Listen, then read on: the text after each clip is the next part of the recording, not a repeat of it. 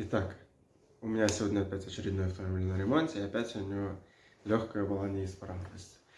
Почему была? Потому что я ее уже устранил, не буду показывать, как я ее делал, потому что это муторно, нудно, бля, руки в мазуте, и еще при этом все это надо снимать. Просто сейчас покажу и расскажу, что за причина. Лансер 9. Короче, проблема такова.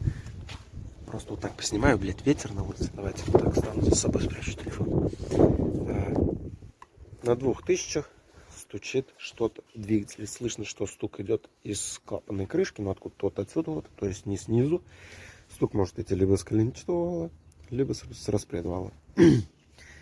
Тут, ну, хорошо было слышно, что звук идет сверху. Мне все, блядь, у тебя все, кончился распредвал. Все, там он выработка, стучит, скоро у тебя мотор умрет.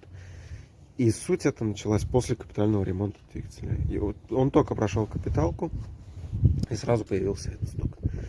Я так проехал, сейчас скажу, 20, ну примерно 20 тысяч километров.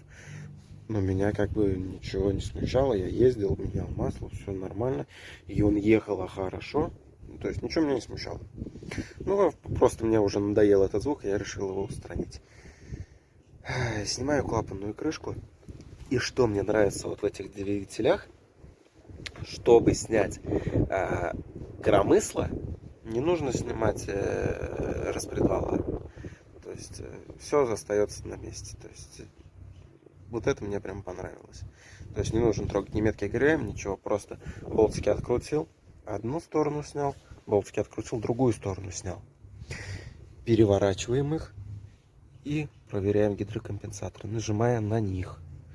Нажимаем на них, если какой-то хоть чуточку продавливается, то все, будет проблема. У меня вот продавливался два гидрокомпенсатора, один с этой стороны, другой с этой стороны. И был стук на 2000, именно на 2, не знаю почему. Так вот было, вот, ну, на холостых слышно было, что что-то цокает, блядь. Вот. И на 2000, вот именно не больше, не меньше, а именно 2000, блядь.